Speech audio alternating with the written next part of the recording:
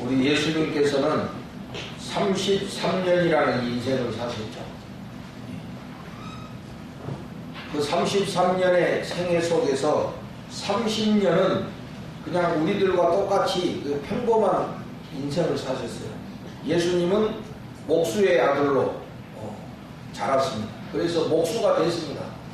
그래서 동네에서 집집마다 문도 고쳐주고 창문도 고쳐주고 또 식탁도 만들어주고 이런 일들을 하신 거예요. 그냥 그렇게 그저 그렇게 평범하게 30년을 사셨어요. 그런데 예수님께서 이제 30세가 되자 예수님께서 그런 개인적인 생애를 접으시고 완전히 이제는 하나님의 뜻을 위해서 온전히 헌신하는 삶을 사셨다. 마지막 3년. 그래서 우리가 그 마지막 3년을 공생애라고 하는 겁니다. 사가 아니고 개인의 삶이 아닌 하나님의 뜻을 위해서 온전하게 사신 3년을 우리는 줄여서 공생애라고 그렇게 이야기합니다. 그러니까 물론 예수님의 30년의 그 개인적인 삶도 중요하지만은 무엇보다도 그 마지막에 3년의 생애는 인류 역사에 있어서 가장 중요한 그런 생애다. 그 3년이라는 짧은 생애가 인류 역사를 바꾸고 인류를 죄에서 구원하게 하는 그런 놀라운 그런 그 포인트가 됐다는 것입니다. 그런데 그 예수님의 공생애가 어떻게 해서 출발하느냐 하는 것을 보면 항상 세례 요한이 등장해요. 예수님의 공생애의 출발에 보면 항상 그 세례 요한이 등장하는 것을 우리가 볼 수가 있어요. 이 세례 요한의 주 사역은 뭐냐면 세례를 베푸는 겁니다. 세례 요한은 광야에서 설교를 했고 그 설교를 듣고 회개하는 사람들을 이제 세례를 베풀어 요단강에서 세례를 베풀어 줬다. 그래서 이제 별명이 세례 요한이 된 거예요. 그런데 오늘 본문 13절에 보면은 이때에 즉 세례 요한이 사역하고 있을 때 세례 요한이 요단강에서 설교하고 사람들에게 회개를 베푸는 사역을 하는 때에 예수님께서 갈릴리로부터 요단강에 이르르시다. 그리고 뭐 했습니까? 요한에게 세례를 받으려 하시니. 그러니까 예수님도 세례 요한한테 세례를 받으려고 하셨다. 자, 그런데 우리가 이 부분에서 이제 우리가 한 가지 짚고 넘어가야 될 게 있어요. 원래 우리가 이제 세례라는 거는 죄인들이 죄를 회개하고 이제 받는 것이 세례잖아요. 그러면 예수님이 세례를 받으려 하신다는 거는 그럼 예수님도 죄를 지으셨는가? 예수님이 죄인이신가? 하는 생각을 하게 되죠. 그러면 죄인이 죄인을 어떻게 구원할 수 있느냐? 죄 없는 사람이 구원을 해야지. 우리가 구약에서도 보면 희생 제사를 드릴 때 흠없는 제물을 드렸거든. 그런데 흠이 없다는 것은 죄가 없다는 소리잖아요. 그런데 예수님이 죄인이라고 한다면은 예수님이 우리의 죄를 대신한다고 했을 때 문제가 된다 이거예요. 왜 그러면 죄 없는 예수님이 왜 세례를 받으시느냐 이거지.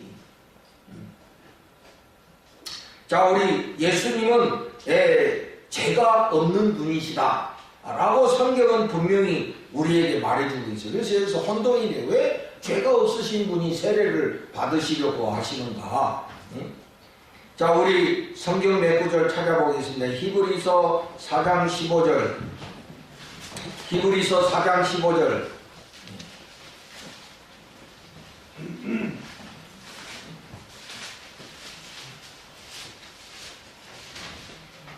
우리 함께 읽어봅시다. 시작. 우리에게 있는 대제사장은 우리의 연약함을 동정하지 못하실 이가 아니요 모든 일에 우리와 똑같이 시험을 받으시니로되 죄는 없으시니라. 죄는 없으시니라. 베드로전서 2장 22절. 베드로전서 2장 22절.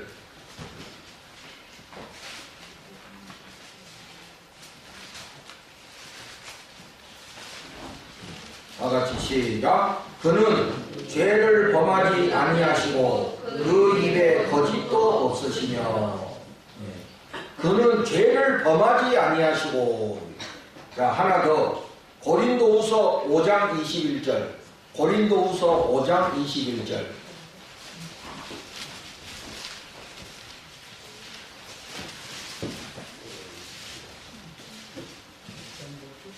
(5장 21절) 잘하셨습니까?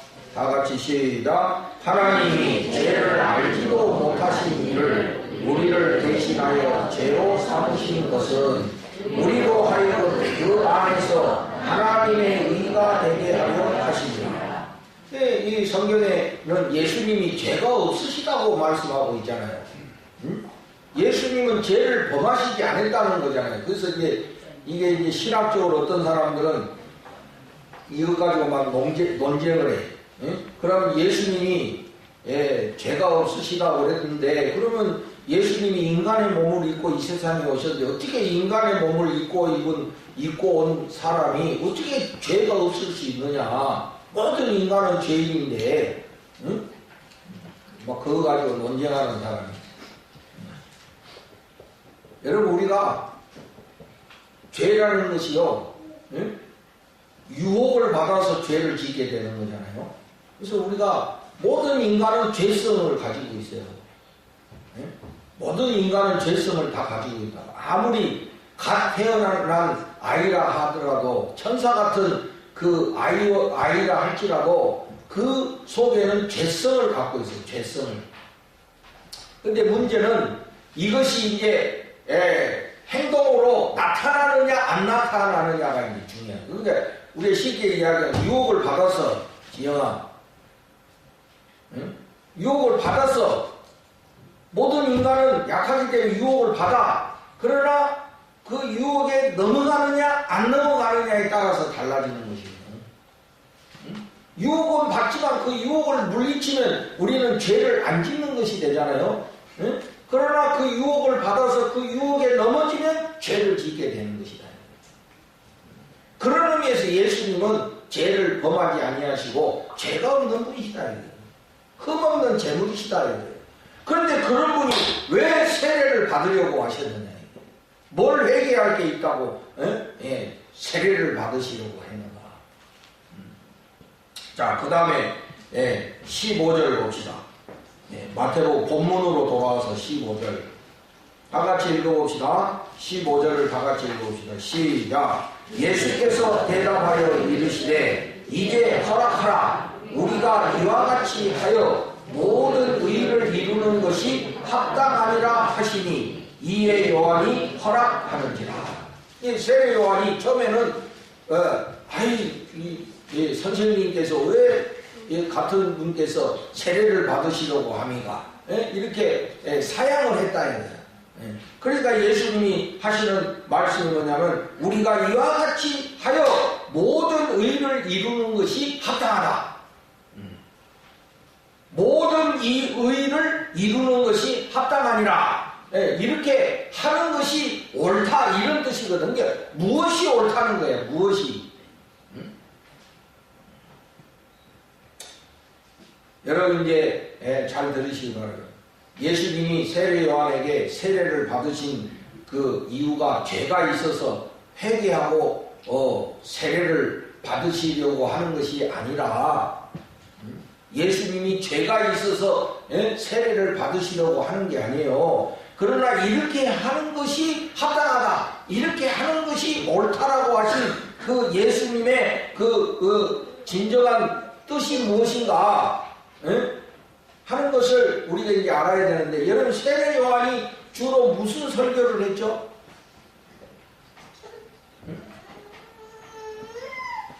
세례 요한이 주로 무슨 설교를 했어요, 여러분? 첫째, 회개하라. 회개하라고 그랬잖아요. 회개하라. 하나님 나라가 가까이 왔으니 회개하라고 그랬잖아요. 예수님도 뭐라고 설교하셨어요? 예수님도 하나님 나라가 가까웠으니 회개하라. 그러니까 세례 요한하고 예수님의 설교가 같은 맥락이잖아요. 그죠? 그러니까 세례 요한이 그 당시에 펼쳤던 그 신앙의 운동이 뭐냐면 회개 운동이에요. 회개 운동. 인간들이 회개해야 된다. 인간들이 죄를 회개하고 새로워져야만이 이 시대가 새로워질 수 있다는 것이 세례 요한의 그 세례 운동의 핵심이다 이거야. 그 당시가 어떤 시대요? 여러분, 그 당시에 이스라엘은 로마의 식민지 상태에 있었고 지도자들은 전부 백성들은 나몰라라 하고 전부 자기들 잘 먹고 잘 살기 위해서 로마의 권력에 빌붙어가지고 그냥 거기에 그 어영짓이나 하는 그런 자들이었고, 일반 백성들은 그냥 세금에 찌들려가지고 하루하루를 힘들게 살아가는 그런 시대였다 이거예요. 이 시대를 어떻게 변화시킬 수 있느냐, 이 시대를 어떻게 구원할 수 있느냐, 거기에 대해서 세례 요한은 회개를 외쳤다 이거야. 인간들이 회개해야 한다. 그리고 새로워져야 된다. 그리고 하나님 나라를 받아들여야만이 이 시대가 새로워질 수 있다는 것이 세례 요한의 사역의 주 핵심이다 이거예요. 회개 운동을 펼쳤어. 그래서 많은 사람들이 이 세례 요한의 설교를 듣기 위해서 그 사막으로 몰려왔다 이거야. 뭐 요새 뭐 사이다 발언 그러잖아요. 막 통쾌한 발언을 했다 그래서 뭐 사이다 발언이다 막 이렇게 얘기해요. 그 당시에 세례 요한의 설교가 그런 메시지였다 이거야. 그 희망에 갈구하는 그 시대의 사람들에게 이 세례 요한의 메시지는 마치 사이다와 같은 그런 명쾌한 메시지였다 이거예요. 그러니까 사람들이 그 말을 듣고 그래 우리가 회개해야 돼, 우리가 먼저 회개해야 돼 그러면서 높은 사람 낮은 사람 다 세례 요한의 설교를 듣고 다 회개하고 그 요단강에서 그 의미로 세례를 받았다 이거예요. 세례 요한이 무슨 뭐 정치 운동을 벌이고 무슨 그런 활동을 한 것이 아니라 이 백성들에게 이 회개의 메시지를 전해서 그런 신앙의 운동을 펼친 사람이 세례 요한이거든. 예수님께서 바로 그런 세례 요한에게 찾아가서 그 세례 요한에게 세례를 받음으로 우리가 하는 것이 옳다고 하신 의미는 바로 예수님께서도 그 세례 요한의 회개 운동에 공감하신다는 그런 의미다 이 말이에요.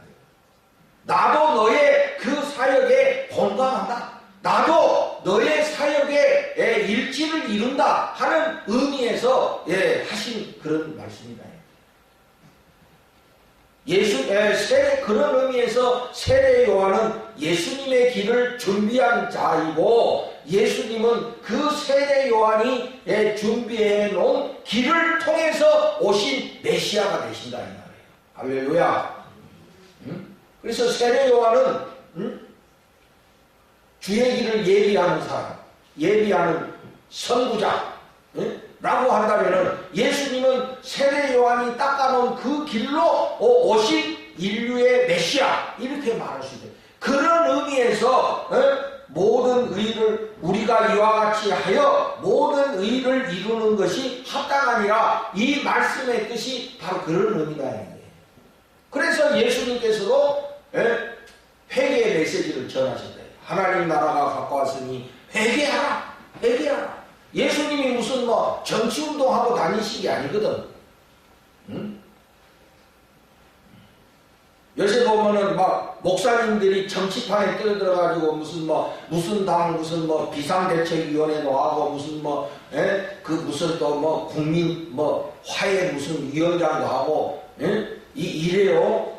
물론 보는 관점이 다 다르겠지만은 나는 볼 때 목사는 목사의 길을 가야지.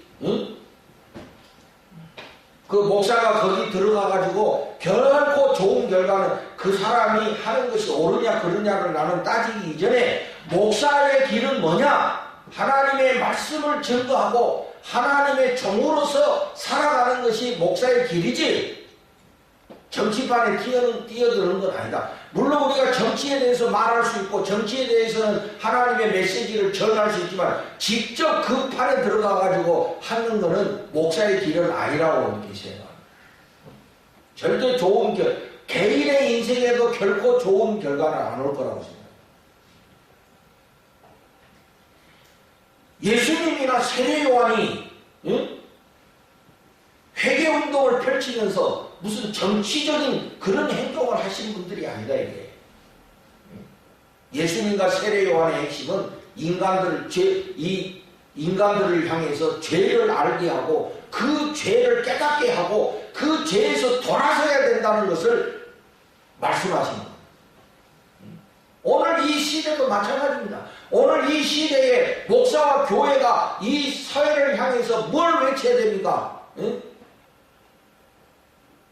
누가 대통령이 돼야 됩니다. 뭐 이런 거 교회가 할 일이 아니다 이거예요. 뭐 누구 물러가라 뭐 어떻게 하라 이게 교회가 할 일. 개인은 할 수 있어요. 여러분은 사회에 나가서 여러분들이 가서 탄핵 반대를 하든 뭐 탄핵 찬성을 하든 그 각자의 시민으로서 각자 판단에 따라서 하는 거야. 그러나 우리가 교회라는 공동체는 이 사회를 향해서 뭘 외쳐야 됩니까? 회개를 외쳐야 된다. 인간들이 회개해야지. 그리고 하나님 나라를 받아들여야지 인간이 변화되고 변화된 인간들이 변화된 사회를 만드는 거 아니에요? 인간이 변화되지 않고 어떻게 변화된 사회를 이룰 수 있습니까? 안 됩니다. 될 수가 없는 거예요. 정권 바뀌면 새로워질 것 같아. 죄인이 또 죄를 만들고 제2, 제3의 최순실이는 또 나올 거다 이거예요. 뭐 모양과 그 방법은 다르겠지만은 또 나온다 이거예요. 인간의 죄성이라는 것은 그만큼 뿌리 깊고 끈질긴 것이기 때문에 또 나옵니다. 다른 모습으로 나온다. 다른 모습으로. 그러니 우리가 뭘 외쳐야 되냐? 모든 인간들을 향해서 죄를 회개해라고 외쳐야 된다. 여러분들도 죄를 깨닫고 죄에서 돌아서 회개해야 합니다. 그냥 그렇게 살면 안 돼. 작년에 그렇게 잘못 살았으면 금년에는 고쳐야 되는 거예요. 그대로 살면 어떻게 그대로 살면 회개라는 게 뭐예요? 새롭게 고치는 거 아니에요? 내가 이제까지 그렇게 잘못 살았으면 오늘부터라도 바르게 고쳐서 사는 게 그게 회개인 거예요. 우리부터 회개 안 하면 뭐 어떻게 하자는 거예요? 아무런 그러니까 그 나물에 그 밥이고 아무리 바꾸고 해봐야 그게 그거고 그렇게 되는 겁니다. 인간들이 근본적으로 안 변하는데 죄에서 돌아서지 않는데 어떻게 해서 이 가정이 변하고 이 사회가 국가가 변화될 수 있겠느냐. 세례 요한과 예수님이 그렇게 부르짖고 외쳤던 그 메시지가 바로 그거다. 바로 인간들이 회개해야 된다. 인간들이 회개. 바로 여러분 우리 자신이 회개해야 된다. 여러분 가정이 행복하기를 원해요? 행복하기 원하시는 분 아멘. 회개하세요. 그러면 회개 안 하고 어찌 가정이 행복하기를 원합니까? 안 됩니다. 그러면 회개 안 하고 가정이 행복하기를 원하는 거야말로 그게 뭐예요? 그 미신과 똑같은 거 아니에요? 자기들은 다 엉터리로 살면서 불순종하며 살면서 가정이 행복하기를 원하니 그게 여러분 미신하고 뭐 다를 게 뭐 있냐는 거예요. 여러분 우리 교회가 건강하고 우리 교회가 평안하고 든든히 세워지기를 원하십니까? 그러면 회개해야지. 우리부터 잘못한 거 있으면 고쳐야지. 안 고치고 그대로 살면서 잘 되기를 원하는 그거는 여러분 있을 수도 없고 오지도 만약에 그런 데도 왔다 그러면 그거는 오히려 축복이 아니라 오히려 문제가 발생한 거예요. 문제가 발생한 거예요. 요새 제가 막 이제 우리 지방에서도 뭐 어느 교회에 막 목사님이 문제가 있다, 목사님하고 막 이 장로들하고 막 이 분쟁이 일어나고 또 막 이야기를 하고 목사님 어떻게 해야 되냐고 막 이런 이야기를 제가 많이 듣습니다. 그래서 제가 이제 뭐 여러 가지로 도움의 말도 주지만은 여러분, 내가 핵심으로 볼 때는 뭐냐면은 본인 자신들은 깨닫지를 않아요. 전부 상대방이 잘못됐지. 목사가 설교를 못한다 뭐 이런. 어떤 교인이 암적인 존재다 그러고. 자기들이 그래, 암적인 존재라고. 막 서로 자기 반성은 하나도 없어. 뭐 우리 교회 아니니까 내가 뭐 더 이상 말할 것도 없지만은 전부 다 보면 그래. 본인은 회개하지 않고 목사가 설교를 못한다, 뭐가 어떻다 이런 소리 하고 있어요. 그런 여러분, 출발부터가 잘못된 거예요. 나 자신부터 회개해야 돼. 고쳐야 된다고 여러분. 하나님 앞에서 잘못한 거 하나님이 깨닫게 하시면 즉각 고치셔야 됩니다. 자꾸 그거 미루고 그대로 그 삶에 젖어서 살면은 여러분에게는 아무 소망도 없다. 그거는 여러분 스스로 못 고치겠어? 스스로 못 고치겠어? 하나님 앞에 기도하세요. 고쳐달라고 그러면. 내가 못하겠으면 하나님 앞에 간절히 부르짖기라도 해라 이거야. 근데 본인이 고치려고도 안 하고 하나님께 고쳐달라고 강구하지도 않고 그냥 그렇게 살고 있어요. 심히 불안하게 그지어서 언제 무너질라고. 바로 모든 의를 이루는 것이 합당하니라. 이 말씀의 뜻이 바로 거기에 있다 이 말이에요. 자, 이제 예수님이 그런 의미에서 뭐 죄가 있어서 세례를 받으신 것이 아니라 그런 의미에서 세례를 받으셨다 이거요. 그럼 예수님이 세례요한에게 세례를 받으시자 무슨 일이 일어났습니까? 16절하고 17절 봅시다. 자, 16절 17절을 읽어봅시다. 시작. 예수께서 세례를 받으시고 곧 물에서 올라오실새 하늘이 열리고 하나님의 성령이 비둘기같이 내려 자기 위에 임하심을 보시더니 하늘로부터 소리가 있어 말씀하시되 이는 내 사랑하는 아들이요 내 기뻐하는 자라 하시니라. 이 하나님의 음성이 들렸어요. 예수님이 세례를 그 당시에 세례는 물속에 들어갔다 나오는 거예요. 그것도 괜찮을 것 같아. 응? 우리 또 다시 한번 해볼까? 이번 여름에 전부 가가지고 대천 앞바다를 가든지 그래가지고 좀 그런 의미가 좀 이 깊이가 있어야 되는데 얼렁뚱땅 형식적으로 이게 하고 세례교인들은 이 세례받은 성도인들은 진지하게 신앙생활에 이 세례가 얼마나 중요한 의미를 갖고 있는 줄 알아? 그냥 세례받고 그냥 적당하게 하는 사람들은 이거 고쳐야 돼. 그래서 예수님이 이제 그 물속에 들어갔다가 올라오실 때 하늘에서 음성이 들렸다는 거지. 무슨 음성이 들렸어요? 이는 내 사랑하는 아들이요 내 기뻐하는 자. 이 뭐야 이제 이 하나님께서 예수님의 공생애를 인정해 주시는 거 아니에요? 확정해 주시는 거죠. 그런데 이 말씀은 이미 이사야 선지자가 예언했던 말씀이다 이게. 자, 이사야서 42장 1절을 찾아보세요. 성경은 그냥 될 게 없어. 다 이 하나님의 약속 가운데서 이루어지는 것임을 우리가 알 수 있어요.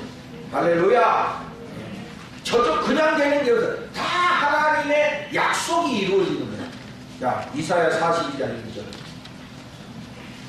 이거는 시간적인 차이가 엄청나게 있는 겁니다, 여러분. 42장 1절 다 같이 시작. 내가 붙드는 나의 종 내 마음에 기뻐하는 자 곧 내가 택한 사람을 보라. 내가 나의 영을 그에게 주었은즉 그가 이방의 정의를 베푸리라. 아멘. 이 이사야 선지자가 메시아를 예언한 거거든. 응? 바로 그 예언이 지금 예수님에게서 성취되는 것을 우리가 보는 거예요, 이게. 응? 그러니까 예수님의 공생애는 바로 이런 하나님의 약속과 하나님의 계획 속에서 진행되고 있다는 것을 우리가 알게 되는 것입니다. 그냥 예수님이 어느 날 갑자기 공생애를 시작한 것이 아니라 이미 하나님의 약속 가운데서 하나님의 계획 가운데서 진행되는 그런 한 절차라는 것입니다. 사랑하시는 여러분, 오늘도 하나님은 자신이 계획하신 것을 진행하고 계시다는 것을 깨달으시기를 바라요.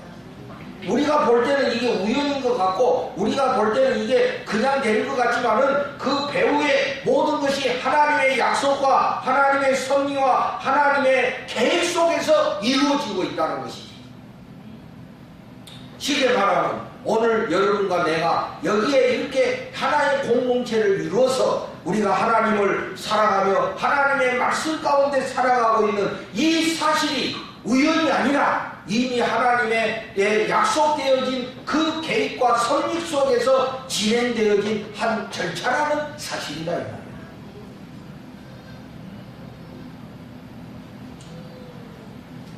우리는 알 수 없으나 우리의 인생은 하나님의 계획 속에 진행되고 있다는 사실을 오늘 깨닫고 확신하는 여러분들이 되시기를 바라요. 이게 하나님의 계획 속에서 지금 진행되고 있는 거예요. 여러분, 세례 요한이 말리려고 했잖아요. 아, 왜 이러십니까? 혹시 오늘 누군가 여러분에게 여러분의 길을 말리는 사람이 있습니까? 아, 왜 그러십니까? 예? 이러는 사람이 있어? 응?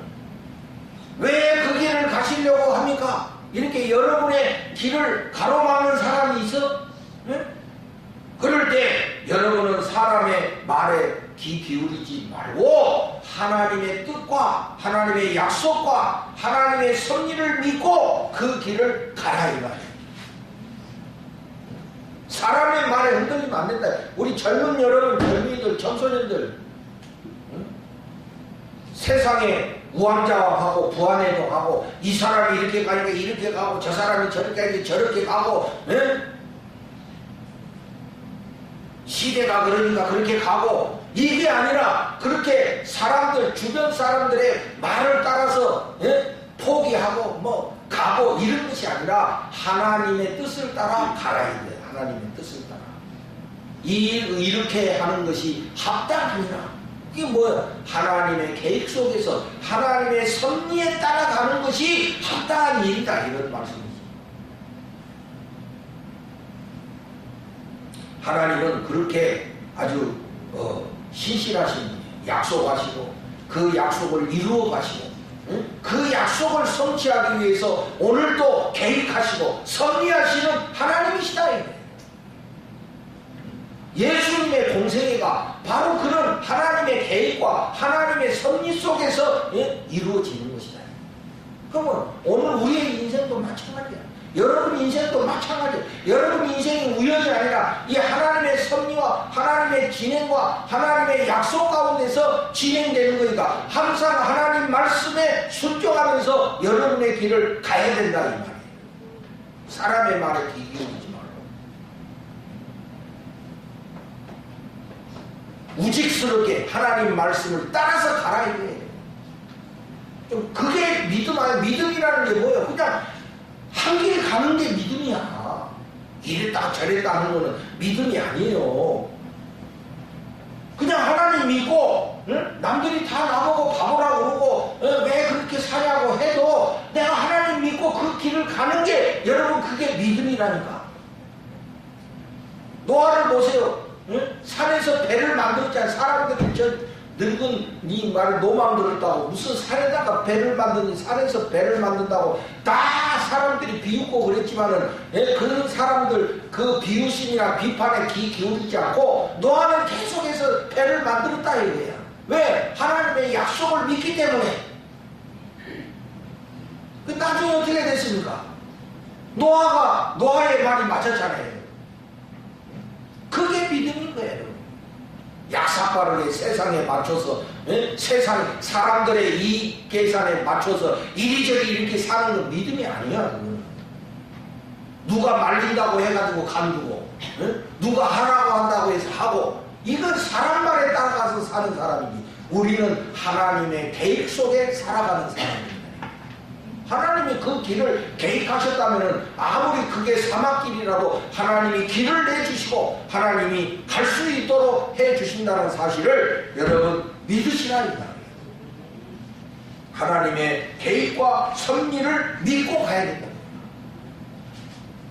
이사야의 선지자의 예언이 예수님에게서 이루어질 것이 오늘 우리의 삶에서도 마찬가지예요.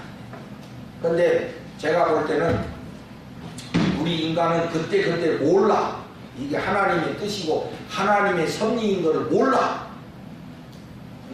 그런데 우리가 하나님을 무조건 믿고 따라가다 보면 어느 순간에 뒤를 돌아다 보면 이 모든 것이 다 하나님의 섭리 가운데 됐다는 것을 깨닫게 되는 날이 와. 틀림없어. 그게 신앙인 거거든. 그래서 우리가 과거를 기억하는 이유가 바로 그거다. 하나님이 지나간 삶 속에서 어떻게 나를 이끌어 오셨는가를 볼 수 있는 거거든.